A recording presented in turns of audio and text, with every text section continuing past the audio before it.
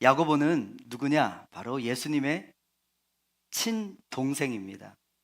절친 정도가 아니라 예수님의 혈육 동생이다라는 특별한 특징을 가진 사람이었습니다. 그러나 야고보가 초대교회 안에서 굉장히 높임을 인정받고 존경받은 이유는 단지 예수님의 동생이기 때문은 아니었습니다. 야고보의 영성, 리더십, 신실함, 정말 하나님 중심, 또 말씀 중심으로 하나님 사랑, 이웃 사랑하는 그런 하나님의 사람이 바로 야고보였고요. 특별히 야고보는 교회를 사랑했어요. 누구보다 성도들 위해서 기도하며 교회를 중심으로 살아가는 사람이었습니다. 그래서 야고보는 초대교회에 매우 큰 권위를 가진 리더고 지도자가 되었어요. 그리고 야고보가 남긴 편지가 바로 우리가 받은 이 야고보서인데요. 지난 시간 첫 번째, 두 번째 살폈고 오늘은 세 번째 야고보서로 돌아왔어요. 이 편지는 특별히 누구에게 썼냐? 예수를 믿는다는 이유로 여러분 뿔뿔이 흩어지고 또 타향살이를 하게 되고 그리고 고난과 핍박과 또 여러 가지 불편을 겪는 그런 성도들을 향해서 쓴 편지가 야고보서입니다. 누구에게 썼을까요? 사실 저와 여러분 우리에게 쓴 편지죠. 왜요?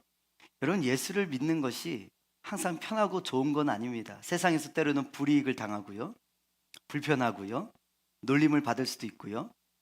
정말 때 세상 사람들 볼 때는 어리석은 일이라고 그렇게 낮은 평가를 받기도 하고요.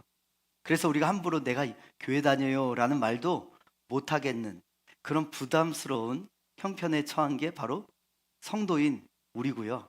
그런 성도들을 향해서 오늘 야고보서가 말씀을 전하고 있습니다. 특별히 우리가 지난번에 살폈던 첫 번째 말씀은 야고보는 여러 가지 시험 가운데서도 성도로 산다는 것, 교회로 산다는 것, 예수를 믿는다는 게 쉽지 않지만 그래도 인내해야 된다라는 말씀을 가르쳐 주셨어요. 그리고 특별히 두 번째 말씀에서는 하나님의 축복은 종종 고난이라는 포장지에 쌓여서 우리에게 온다라는 것을 깨닫는 것이 특별히 지혜다라고 이야기하고 있어요. 하나님 우리에게 선물을 주시는데요. 때로는 축복을 주시는데요. 고난이라는 포장지를 싼다는 거죠. 그리고 우리가 고난인 줄 알았는데 풀어 헤쳐 보니까 포장지를 벗겨 보니까 뭐라고요? 하나님 우리에게 주신 사실 선물이었다. 그리고 하나님이 우리에게 주신 축복이었구나라는 것을 아는 것, 보는 것, 그리고 우리의 삶을 재해석하는 게 뭐라고요? 영적 지혜다. 할렐루야. 저와 여러분이 모두 다 영적 지혜자가 되시길 주님의 이름으로 축원합니다. 세상에 일어난 많은 일들을 그냥 세상 사람들처럼 바라보는 게 아니에요. 재수가 없어서 병에 걸렸구나. 내가 건강관리 잘못해서 병에 걸렸구나. 아니면 내가 실수해서 내 사업이 망했구나. 내가 일을 잘못해서 공부를 못해서 그 대학에 갔구나. 그런 만남이 재수가 없어서 걷게 되었구나 라고 우리는 보지 않는다는 거예요. 우리는 하나님 안에서 내 삶을 해석해요. 그저 그렇게 일어난 일은 없습니다. 세상에 우연은 없습니다. 하나님의 섭리와 계획이 있는 줄 믿으시길 바랍니다. 하나님이 내게 이 고난을 주신 이유, 이 만남을 주신 이유, 이 목장에 들어가게 하신 이유, 이 교회를 다니게 하신 이유, 다 하나님의 우리를 향한 축복의 선한 뜻이 있음을 믿고 바라보고 해석하는 게 지혜인 것인데요. 특별히 하나님께 그 지혜를 구하는 자들에게는 하나님은 후히 주시고 꾸짖지 아니하시고 하나님이 구하면 그 지혜를 허락해 주신다라는 말씀을 우리가 지난주까지 살펴봤습니다. 사랑하는 세종중부 모든 영적 가족 여러분, 우리 모두가 하나님의 크신 뜻을 믿고 인내하는 자들이 되시길 축원합니다. 잘 견디고 승리하는 자들 되시길 축원합니다. 특별히 고난을 넘어서 복된 하나님이 주시고자 하는 선물을 축복을 받는 하늘의 지혜자들 다 되시길 간절히 주님의 이름으로 축원합니다. 자, 이제 오늘 본문에 들어오면 흩어진 성도들을 향한 가장 현실적인 고난 중 하나가 금전적 고난이라고 이야기하고 있어요. 먹고 사는 문제를 다루고 있어요. 또 부자는 부자가 되어서의 문제, 가난한 사람은 돈이 없어서 생기는 문제들. 교회 안에서도 가난한 형제가 있고 부자인 형제들이 있죠. 문제는 단지 경제적 차이가 아니라는 거예요. 그 차이가 교회 안에서까지 그 사람의 인생을 평가하고 판단하고 그 사람의 가치를 나누는 기준이 돼버렸다라는 게 오늘 문제다. 야고보는 그것을 너무나 안타깝게 여겼어요. 그래서 사실 야고보서 2장에 가면 교회 안에서 부자는 높이고 부자인 사람들은 굉장히 성공한 사람으로 높이고, 그러나 가난한 사람은 멸시하고 함부로 대하고 인생을 실패자처럼 평가하는 이러한 것에 대해서 강력하게 책망을 하거든요. 저는 오늘 설교 제목을 사실 이렇게 졌었어요. 우리는 돈이 너무 좋아요. 제가 이렇게 설교 제목을 졌더니 우리 승우가 아닌 것 같다. 그래서 부제로 지어봤어요. 여러분 솔직히 돈 싫어하는 사람은 계십니까? 저도 참 돈을 좋아하는 사람입니다. 그런데 그 좋던 돈이 때론 우리 인생을 배신할 때가 있어요. 갑자기 훅 사라질 때가 있어요. 혹은 그 돈이 없어도 우리는 정말 행복할 수 있을까요? 오늘 야고보는 아주 분명하게 얘기하는 거예요. 돈이 많고 적은 것이 우리 인생의 중심이 돼서는 안 된다. 내 인생의 자랑이 돼서는 안 된다라고 말하고 있는데요. 오늘 세 가지로 하나님의 귀한 우리를 향한 인생의 축복의 말씀을 받으시길 바랍니다. 첫 번째는 사람은 돈이 있어야 행복하다고 뭐 한다고요? 착각합니다 라는 거예요. 야고보서 시대나 지금이나 달라지지 않은 것 한 가지가 있는데, 사람들은 여전히 누가 부자인지 누가 가난한지를 궁금해하고 다 보고 있다는 것이죠. 더 안타까운 것은 이런 기준이 세상 안에만 있는 것이 아니라 때로는 교회 안에도 스며든다라는 것이에요. 도대체 왜 그럴까요? 왜 돈이라는 것이 이렇게까지 사람의 가치를 평가하고 인생을 평가하고 판단하고 그 사람의 높고 낮음을 여러분 만들어내는 기준이 바로미터가 돈이 되었을까요? 그 이유는 분명합니다. 사람들은 돈이 곧 뭐라고 믿냐면 힘이라고 믿어요. 그 힘이 있어야 행복할 수 있다라고 믿거든요. 행복의 조건에 대한 설문조사를 하면 오랫동안 빠지지 않고 상위권에 있는 것이 바로 머니 해도 머니가 있어야 된다. 아무리 그래도 돈이 있어야 된다. 결혼할 때도 돈이 있어야 된다. 취업을 할 때도 돈은 있어야 된다. 노후에도 돈은 있어야 된다. 사람들은 돈이 있어야 행복하다라고 안정감을 누릴 수 있다고 생각해요. 그래서 행복하기 위해 돈을 법니다. 돈을 모읍니다. 그리고 돈에 붙들려 삽니다. 그런데 여러분 정말일까요? 돈이 많으면 반드시 행복할까요? 우리는 그렇지 않다는 것을 너무나 많이 봐왔어요. 엄청난 재산을 가지면서도 너무나 불행하게 사는 사람들 많다고 해요. 반대로 넉넉하지만 깊은 만족, 행복, 평안을 누리며 살아가는 사람도 많이 봐요. 우리는 우리나라 재벌 총수 중에 가끔 자살했다라는 소식을 뉴스를 들으며 굉장히 당황해하고 의아합니다. 아니 그렇게 많은 돈이 있는데 왜 저렇게 극단적인 선택을 할까? 또 출연료가 수억 원에 이르는 연예인들이 수면제를 과다 복용했다. 그래서 결국 삶을 마감했다는 소식을 들으면서 우리는 알 수 있습니다. 돈이 많다고 행복이 저절로 따라오는 것은 아니구나. 그런데도 왜 사람들은 여전히 돈을 행복의 절대 기준으로 붙들고 살고 있을까요? 돈이 있어야 행복하다라는 생각이요, 너무 깊이 뿌리 내리고 있고요, 너무 깊이 나의 고정관념이 돼 있고 또 강박으로 자리 잡고 심지어는 신념이 돼버렸다는 것이죠. 돈이 많아야 행복하다. 물론 돈은요 필요합니다. 현대 사회에서 돈이 없이는 살 수 있는 사람 없잖아요. 재정적으로 어려운 성도들이 있다면 하나님께서요 하나님의 때에 하나님의 방법으로 넉넉함도 허락해 주시길 간절히 소원합니다. 성경은 물질의 축복을 부정하지 않아요. 아브라함, 이삭, 야곱도, 다윗도, 솔로몬도, 보아스도, 욥도 물질의 복을 다 받았던 부자였어요. 하나님을 잘 신실하게 믿었지만 하나님이 또 복을 주셨어요. 믿는 사람이 부자 되는 것 죄가 아닙니다. 하나님께서 백성들에게 주시는 복 가운데 경제적인 복도 분명히 있었습니다. 그러나 여기서 조심해야 돼요. 경제적인 부는 복일 수 있어도 최고의 복은 될 수 없다는 거예요. 물질적인 축복은 하나님의 선물일 수는 있지만 행복의 본질은 아니라는 거죠. 돈이 많아졌다고 해서 진정 행복한 것은 아니라는 거예요. 디모데전서 6장 10절 말씀 우리 다 같이 한번 읽어볼까요? 앞에요. 은퇴가 일어나자. 다 같이 시작.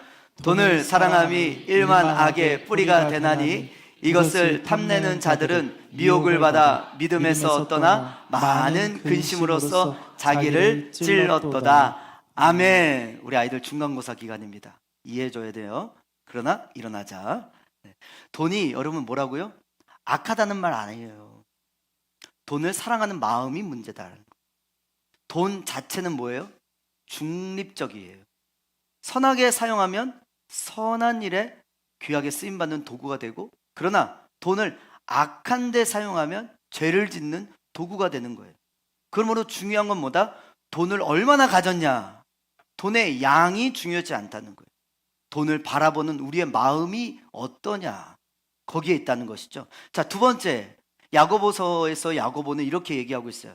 가난한 자의 자랑은 돈이 아니라 신분이어야 된다라는 귀한 진리를 우리에게 말씀해 주고 계세요. 자, 오늘 본문 9절을 다 같이 한번 읽어볼까요? 9절 다 같이 시작. 낮은 형제는 자기의 높음을 자랑하고. 아멘. 여기서 낮은 형제는 경제적으로 가난한 형제들 말하는 거예요. 넉넉지 못한 성도들 막 가리키는 거예요. 그런데 야고보는 그들에게 이상한 말을 해요. 낮은 형제, 가난한 사람들이요, 자기의 높음을 자랑하라. 무슨 뜻일까요? 야고보는 지금 재정적으로 어려운 성도들에게 돈이 없다고 기죽지 말라는 거예요. 할렐루야. 돈이 없다고 내 인생이 낮아진 것이 아니다. 떳떳하게 살아라. 수구려 들지 말아라 라고 여러분 심지어 이런 놀라운 진리를 2000년 전에 말씀하고 계시는 거예요. 왜 그렇습니까? 그 이유는 예수 그리스도 안에서 우리가 가진 신분이 굉장히 높다는 것이죠. 자, 우리가 비록 가난할 수 있습니다. 재정적으로 어려울 수 있어요. 그러나 우리가 누구냐는 거예요. 우리는 살아계신 하나님의 아들이요 딸들인 줄 믿으시길 바랍니다. 우리 모두는 왕손들입니다. 믿으시면 아멘. 믿으시면 아멘. 다시 한번 믿으시면 아멘. 재정적으로 어려울 수 있죠. 힘들 수 있습니다. 돈이 없을 수 있어요. 그런데요, 여러분, 세상의 대통령의 자녀들만 해도 굉장히 당당하게 살아갑니다. 그런데 우리는 단지 이 땅의 대통령의 자녀가 아니라는 말이에요. 우주 만물을 말씀으로 창조하신 전능하신 하나님의 자녀들이 누구라고요? 바로 저와 여러분, 우리, 나라는 사실 믿으시길 축원합니다. 거룩하신 하나님, 영광의 하나님, 모든 부요의 하나님, 신실하신 하나님, 영원하신 하나님, 구원 무엇보다도 자기의 독생자 예수 그리스도를 십자가에 내어주시기까지 우리를 사랑하고 지키시고 아끼시고 함께 하시는 우리의 아버지가 여러분 하나님이심을 믿으시길 바랍니다. 저를 한번 따라 볼까요? 하나님이 나의 아버지시다. 한 번 더, 하나님이 나의 아버지시다. 믿으시길 바랍니다. 그러므로 성도는 가난하다고 가난할 수 있어도 비굴할 수 없는 것입니다. 형편이 어려울 수는 있어도 존재가 초라할 수는 없는 것입니다. 얼마 전 재정적으로 큰 어려움을 겪고 계시던 어떤 성도님의 문자를 제가 받았어요. 목사님, 하나님이 나를 얼마나 사랑하시는지 제 마음에 금은 보화가 가득한 것 같아요. 저는 그 문자를 읽으면서 큰 은혜를 받았습니다. 그렇죠. 형편은 어려울 수 있어요. 그러나 마음은 금은 보화로 가득 찰 수 있어요. 천국이죠, 거기가. 왜요? 하나님의 사랑으로 가득 차기 때문인 줄 믿으시길 바랍니다. 아무리 돈이 많아도 내 마음을 살 수는 없어요. 아무리 돈을 많이 써도 내 마음이 채워지지 않을 수 있어요. 저는 이 성도님의 고백을 보면서 이 성도님은 곧 일어나겠구나라는 생각을 했어요. 예전에 섬겼던 교회에 어떤 부부가 계신데 사업이 쫄딱 망했어요. 풍지박산이 일어났어요. 길거리에 쫓겨나는 일이 일어났어요. 근데 그 부부가 그러는 거예요. 목사님, 돈은 다 잃고 다 망했는데, 파산했는데 우리 부부관계는 괜찮아요. 할렐루야. 이 가정은 곧 일어났어요. 곧 일어나겠구나라는 생각을 했어요. 부부의 마음이 하나 돼 있다? 그러면 그 어디나 하늘나라인 것이죠. 경제적으로 어려워졌다고 여러분 절대 움츠러들지 마시기 바랍니다. 우리 학생들은 성적 조금 못 받는다고 기죽지 마시길 바랍니다. 때가 되면 하나님께서, 좋으신 우리 아버지께서 회복시켜 주실 것입니다. 중요한 것은 넉넉할 때나 부족할 때나 그리스도 안에 있는 우리의 영광스러운 신분, 우리의 신분은 높을 수 있는 데까지 높아져 있기 때문에 그 높아진 하나님의 아들이요 딸이요 천국 시민이요 세종중부교회 성도라는 이 자부심과 자신감과 믿음으로 여러분 그것을 자랑하는 저와 여러분 되시길 축원합니다. 예수 그리스도 안에서 우리가 어떤 사람인지 확인하십시오. 언제요? 날마다요. 아침에 눈을 뜨면 하나님께 물어보고 하루를 시작하세요. 하나님, 제가 누구입니까? 아침에 눈을 뜨자마자 그 이부자리에서 무릎 꿇고 먼저 하나님께 질문하고 하나님 음성 듣고 하루를 시작하세요. 하나님, 나는 오늘 누구로 살아야 됩니까? 나는 누구입니까? 너는 내 사랑하는 아들이요, 내가 너를 기뻐하노라. 너는 내 사랑하는 딸이요, 내가 너를 기뻐하노라. 기뻐한다는 건 뭐냐면 너 충분해, 괜찮아 라는 뜻이에요. 믿으시면 아멘. 이것이 우리의 정체성이 되어야 되고, 특별히 세상에서 말하는 실패자들, 없는 사람들, 낮은 자들이 자랑해야 될 자랑이다라는 것이죠. 주님 앞에서는 늘 겸손하십시오. 낮아지십시오. 하지만 세상에서는 담대하십시오. 가난한 자는 자기의 높임을 자랑해야 합니다. 돈이 없다고 뒤로 물러설 수 없습니다. 여러분은 만왕의 왕이신 여호와 하나님의 자녀인 줄 믿으시길 축원합니다. 마지막 세 번째, 부한 자의 자랑. 부자들, 돈 많은 사람들, 세상에서 성공했다라는 사람들, 괜찮다라는 이야기 듣는 사람들, 높아짐이 아니라 낮아짐입니다 라는 진리예요. 오늘 본문의 10절과 11절 말씀 우리 한번 또 읽어볼까요? 시작. 부한 자는 자기의 낮아짐을 자랑할지니 이는 그가 풀의 꽃과 같이 지나감이라.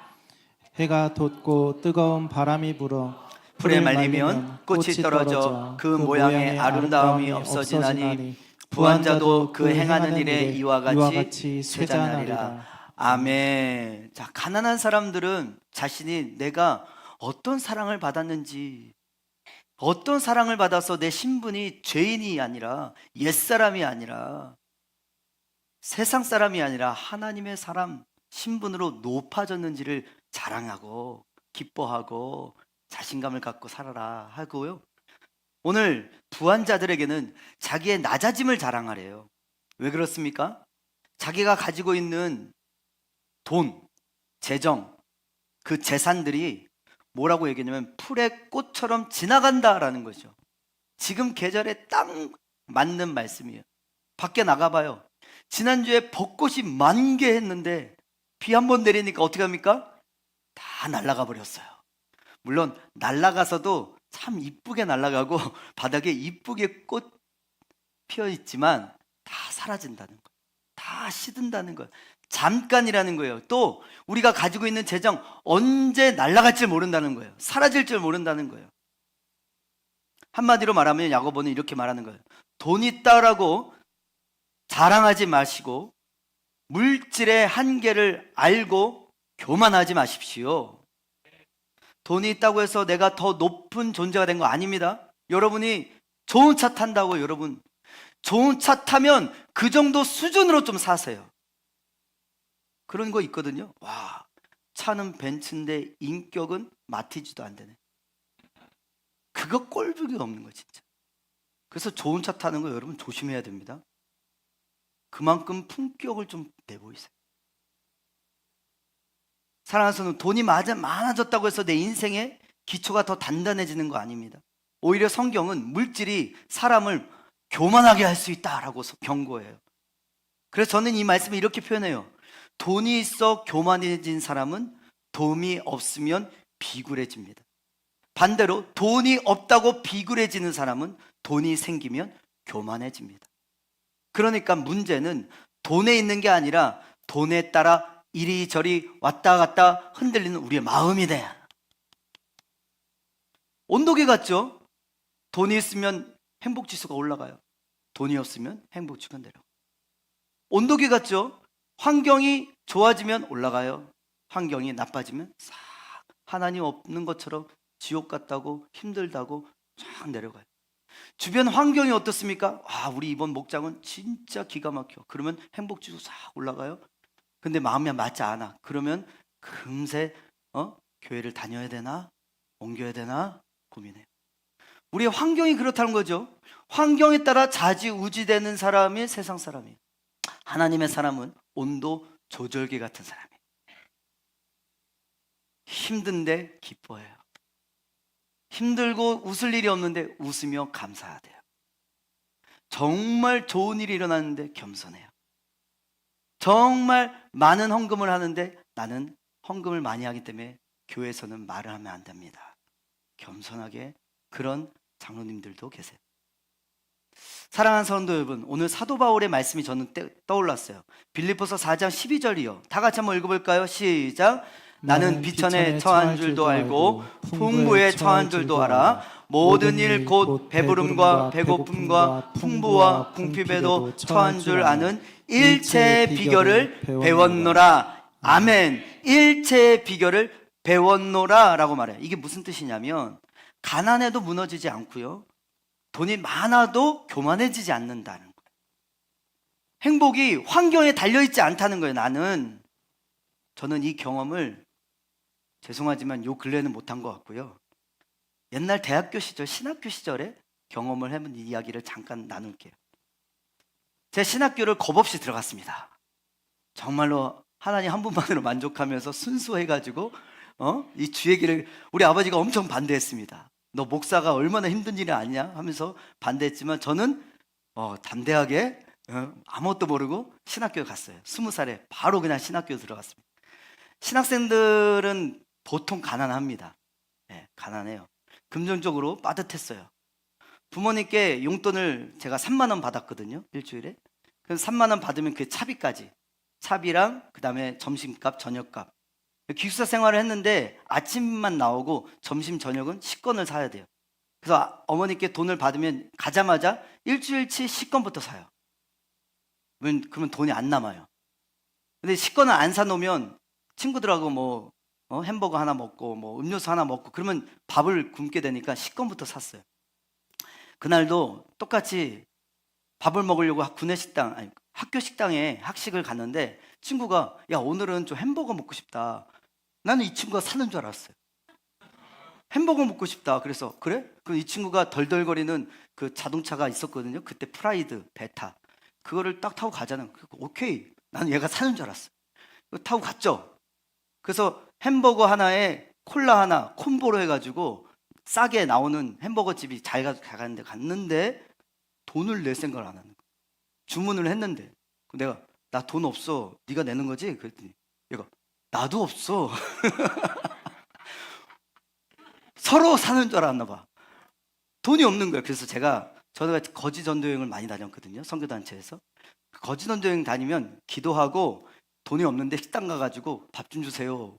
그리고 버스 타면 버스 티켓 타는 데서 차비가 없는데 한번 주세요. 그러면 주시거든요. 그 경험을 해가지고 제가 그 친구한테 야, 내가 지난번 거지 전도여행 갔다 왔는데 달라고 하니까 하나님이 주시더라. 한번 얘기해보자. 그래서 얘기했어요. 우리 신학생인데 여기 학교인데 돈이 없어요. 그냥 이번 외상을 한번 해주면 다음에 갚을게요. 했더니 당연히 그분이 하나님의 응답으로 오케이 할 줄 알았는데 안 된다는 거예요. 뭐지 이거 전도여행 때는 됐는데 현실에서는 안 되네. 그러면서 이제 눈물을 머금고 다시 왔어요. 왔는데 어떻게 해요? 식권밖에 없잖아요. 학식은 끝난 거예요. 어떻게 해요? 배고프잖아요. 그래서 그냥 둘이 물만 마셨어요. 물 마셨어요. 그리고 가서 수업을 들어가는 거죠. 우리 둘이서 여러분 마음이 어땠을까요? 예, 슬펐을까요? 이랬을까요? 아니었어요. 아니었어요. 그때는 그게 너무 감사했어요. 그리고 되게 멋졌어요. 신학생들의 스웨그, 멋은 뭐냐면 가난이에요. 예수님 때문에 우리가 그런 얘기를 했어요. 하우진 출세했다. 주의 종이 되겠다고 신학교 왔는데 주님 때문에 이렇게 굶어보는구나. 이게 신학생들의 스웨그죠. 여러분 신학교 갔는데 막 스포츠카 타고 그거 굉장히 정죄받을 일입니다. 예, 신학생은요 가난해야 돼요. 먹을 게 없고 막 기도하면서 막 차 타고 갈 거리 3시간씩 막 걸어 다녀보고 막 이러면서 야 네가 진짜 주의 종이구나 막 이런 스웨그. 그땐 그게 멋있었어요. 그래서 되게 감사했어요. 둘이서 되게 서로 멋있다고 서로 멋지다고 그러면서 굶으면서 했어요. 그리고 나서 그 다음 주에 그 친구 부모님이 그 학교를 찾아온 거예요.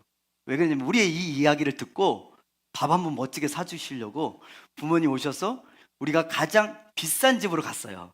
그래가지고 배가 터지게 밥을 먹었어요. 그래서 어땠을까요? 너무 행복했어요. 너무 행복했어요. 여러분, 근데 이랬던 것 같아요. 굶었을 때도 행복했고요. 배불렀을 때도 행복했어요. 뭐가 더 행복했냐? 아니요. 다 행복하고 좋았어요. 굶는 어서 좋았고, 배부른 날은 배불러서 행복했던 것 같아요. 왜 그랬을까요? 그때 당시에 20살 하우진의 행복의 근원은 거기에 없었던 것 같아요. 그래서 행복했던 것 같아요. 제가 그 신학교 때 이 봄날이 되면 우리 학교가 되게 멋있습니다. 아세아 연합신학교, 지금은 아신대학교 이름 바뀌었는데 그 사람들은 잘 모르는 대학이에요. 주님만 아신대. 그래서 아신대학교.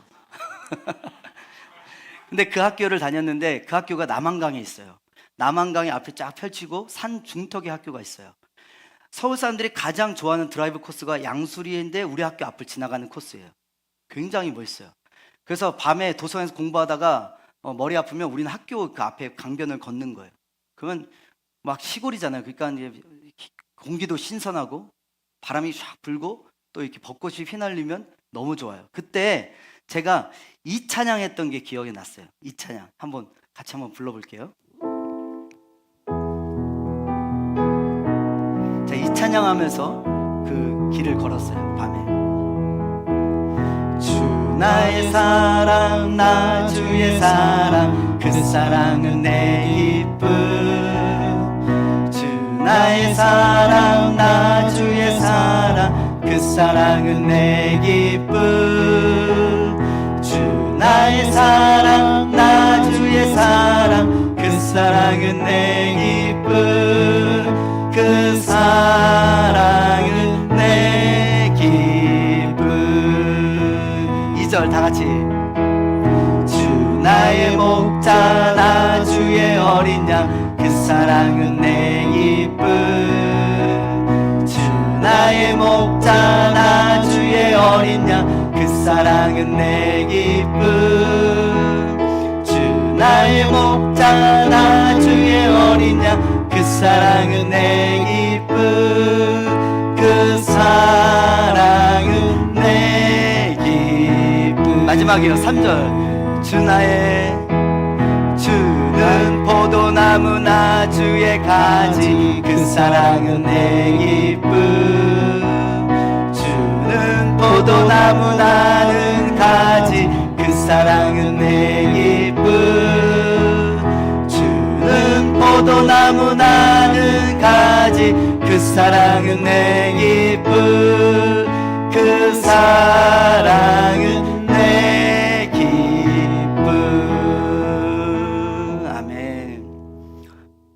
아까 일부 예배 때는 눈물이 나가지고 먹을 것이 넉넉한 것도 없었어요. 졸업 후에 계획도 분명하지 않았어요. 주님 사랑 하나로 깊은 기쁨이 그렇게 올라오더라라는 것이죠. 사랑하는 성도 여러분, 이것이 성경이 말하는 행복 아닐까요?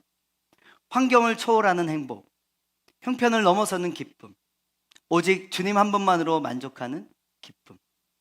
그러므로 부자는 자기의 낮아짐을 자랑해야 하고, 가지고 있는 것을 붙들며 교만하지 말고, 풀의 꽃과 같은 물질의 한계를 알고 하나님 나라를 위해 기꺼이 주님 주신 물질을 잘 사용하고 쓸 줄 아는 저와 여러분이 되시길 간절히 주님의 이름으로 축원합니다. 돈이 많은 것은요, 자랑거리가 아니고요, 하나님의 영광을 위해, 이웃을 위해 잘 사용해야 되는 청지기적 책임이다 라는 사실 믿으시길 바랍니다. 뿐만 아니죠, 우리가 가지고 있는 시간, 재정, 건강, 가지고 있는 재능들, 앞에 찬양팀들 너무나 재능들을 잘 쓰고 있지 않습니까? 우리가 가진 모든 게요, 나를 위해서만 쓰라고 주신 게 아니라 하나님께서 이웃을 살리는데, 교회를 세우는데, 가정을 축복하는데, 세상을 주님께 영광 돌리는데 잘 쓰라고, 잘 쓸 줄 아는 주의 백성들 되시길 축원합니다. 자, 오늘 야고보서를 통해서 주시는 말씀이 너무 분명하죠. 돈이 많고 적은 것에 여러분의 행복을 맡기지 마십시오. 가난한 자는 돈이 없다고 절대 움츠러들지 마십시오. 여러분은 하나님의 자녀입니다. 믿으시길 바랍니다. 우리 학생들이요, 성적 조금 안 나온다고 괜찮아. 우리 청년들이요, 결혼 못해도 괜찮다니까. 직장 조금 못 가도 괜찮다고. 잘 나가지 못해도 괜찮다고요. 다 괜찮아. 키가 좀 작아도 괜찮아요. 할렐루야. 하우진도 사는데. 할렐루야. 제가 군대 가는 친구들 꼭 그 얘기하거든요. 하우진도 군대를 잘 제대했다. 너도 할 수 있다. 이 키 작은 이 꼬맹이 하우진도 군대를 말년 병장으로 잘 제대했으니까, 심지어 저는 칠성 용사까지 받고 나왔으니까 너도 잘할 수 있다라고 얘기하면, 군대 갔다 온 애들이 그런 얘기예요. 목사님, 그 말씀이 생각났어요. 제가 너무 힘들 때, 오씨, 목사님도 했는데 나는 왜 못해? 목사님도 했는데 여러분도 할 수 있어요. 할렐루야. 여러분, 우리의 자랑이 무엇이냐? 돈이 아니라는 거예요. 우리의 자랑은 우리의 환경도 아니라는 거예요. 내가 타는 차, 내가 입는 옷, 내가 가진 직장, 내가 가지고 있는 가정, 이런 게 자랑이 될 수 없다. 오직 하나님이 우리의 자랑이어야 된다. 시편 37편 3절과 4절 마지막으로 한 번 더 읽어볼게요. 앞에요. 시작. 여호와를 의뢰하고 선을 행하라. 땅에 머무는 동안 그의 성실을 먹을거리로 삼을지어다. 또 여호와를 기뻐하라. 그가 내 마음의 소원을 내게 이루어 주리로다. 아멘. 믿으시면 아멘. 이 말씀처럼 뭐라고요? 여호와를 기뻐하는 건 여호와를 의지하는 거예요. 제가 찬양할 때 앞에서 막 이렇게 가만히 있지 못하잖아요. 막 두 손 들고 박수 치고, 이제 앞에서 안 하지만 밑에서도 막 제가 열심히 하잖아요. 그만큼 하나님 의지하겠다는 거예요. 왜요? 그만큼 힘들어요. 여러분만 힘든 게 아니라 저도 힘들어요. 우리는 다 힘들어요. 애기는 애기여서 힘들어요. 저 지난번에 초등학교 1학년이 초등학생 때니까 너무 힘들대요. 유치원 때가 너무 좋았대요. 우리 윤우 매일 그 얘기하고 있습니다. 진우야, 네 때가 좋을 때다. 진우야, 아직 한글 모를 때가 좋을 때다. 다 그래요. 다 힘들어요. 다 어른은 어른대로, 아이는 아른대로 다 힘들어요. 그러니까 하나님 더 의지하려고 몸부림치는 거예요. 하나님을 의지하라. 그리고 오늘 선을 행하라고 그래요. 이건 무엇이 선입니까? 우리 인생의 선한 일이 뭡니까? 선은 하나님 사랑, 이웃 사랑이 선입니다. 믿으시면 아멘. 우리가 그리스도인이 되었다라는 것은 이제 하나님 사랑하고 이웃 사랑하며 하나님을 왕으로 주인으로 모시며 사는 관계 속으로 들어갔다. 그 관계 속으로 들어갔다라는 것이에요.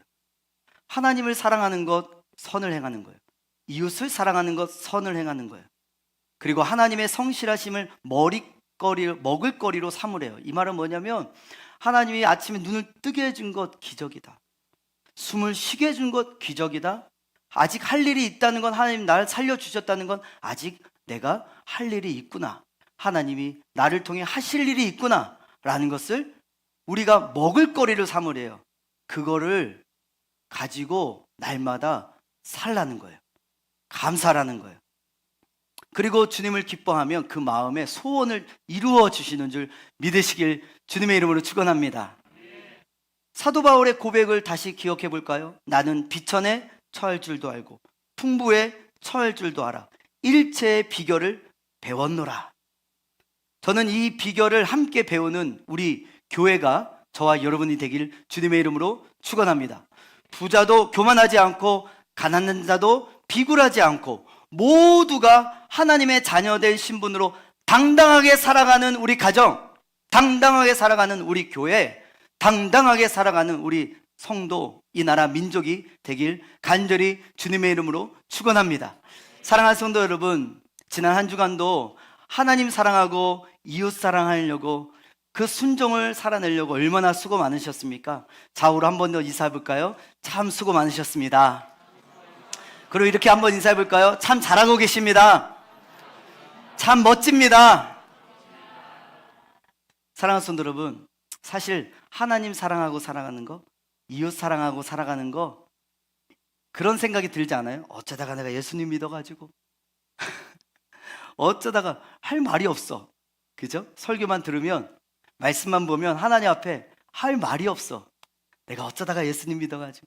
근데 우리 중에 누구도 내가 예수 믿은 사람 없어요. 하나님이 일방적으로, 강권적으로 하나님의 주권에 따라 우리가 예수를 믿는 자리로 와게 됐죠. 하나님의 믿게 되었다라는 뜻은 이제 하나님 사랑하고 이웃 사랑하는 사람으로 산다는 거예요. 그러면 복을 받는다는 거예요. 우리는 그거 믿고 하는 거예요. 힘들지만, 때로는 억울하지만, 때로는 지치지만, 때로는 스트레스가 많지만 그거 믿고 하는 거예요. 하나님 사랑하고 이웃 사랑하는 거 내 힘으로 하는 거 아닙니다. 내 힘으로 할 수 없습니다.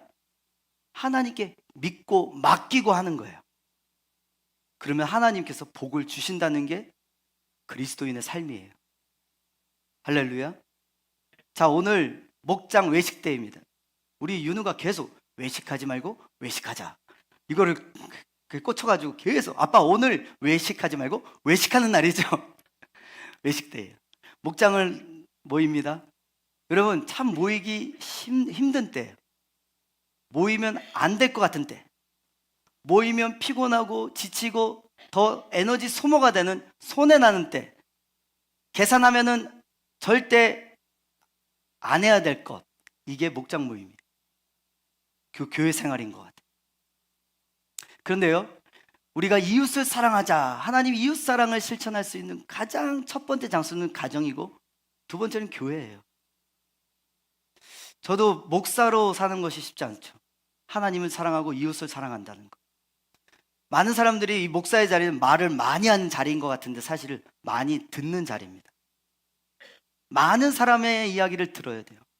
장로님들 이야기, 권사님들 이야기, 아프면 아픈 사람 이야기, 힘들면 힘든 사람 이야기, 속상하면 속상한 사람 이야기, 기쁘면 기쁜 이야기, 어린아이는 어린아이들 이야기. 제가 생각해 봤어요. 아, 많이 듣는 자리구나. 목사라는 자리는 쉽지 않아요. 근데 이웃을 사랑하는 것은 곁에 있어주고, 하나님 주신 건강 가지고, 물질 가지고, 또 재능 가지고 곁에서 들어주는 거더라고요. 목장이 그런 것 같아요. 가서 내가 한 사람만 얘기할 때도 있어. 그죠? 아, 좀 돌아가면서 얘기해야 되는데 막 한 사람만 얘기해. 막 그 사람 얘기 듣다 끝났어. 또 그러고 나도 힘든데 힘든 이야기만 해. 막 그것도 힘들어. 그죠? 아, 별의별 모임이 있어요. 때로는 거기에 그냥 가주는 것도 사랑이죠. 그리고 거기서 그냥 들어주는 것도 사랑이에요. 리더가 내 스타일 아닐 수도 있어요. 나는 좀 편하게, 라이브하게 이야기하면서 이렇게 하고 싶은데, 어떤 분은 막 끝까지 FM대로 끝까지 가시는 리더들도 있어요. 다양해요. 우리가 할 수 있는 이웃사랑, 교회에서의 이웃사랑은 특별히 목장 모임인 것 같아요. 근데 그거 우리 절대 내 힘으로 할 수 없어요. 하나님께 맡기고 하는 거예요. 왜요? 주님이 약속하셨거든. 어찌되었든 이웃 사랑을 실천하면 너에게 복을 주겠다는 게 주님의 말씀이세요. 주님의 약속이세요. 세상 사람들 볼 때는 성도로 사는 것, 먼저 내 이웃을 내 몸과 같이 사랑하고, 용서하고, 때로는 정직하게 살아가고, 그 세상 사람들 볼 때는 굉장히 말도 안 되는 비효율적인 일일 수 있어요. 근데 우리 하나님 믿고 맡기고 가는 거예요. 부모로서 부모 노릇, 부부 노릇, 남편으로 아내로, 자녀로 우리 자녀들을 우리가 어떻게 키워요? 하나님 사랑, 이웃 사랑 내 힘으로 할 수 없는 거예요. 그리스도인이란 뭐냐면 하나님께 맡기고 하나님 사랑, 이웃 사랑을 하는 거예요. 그 결과는 하나님께 맡기는 거예요.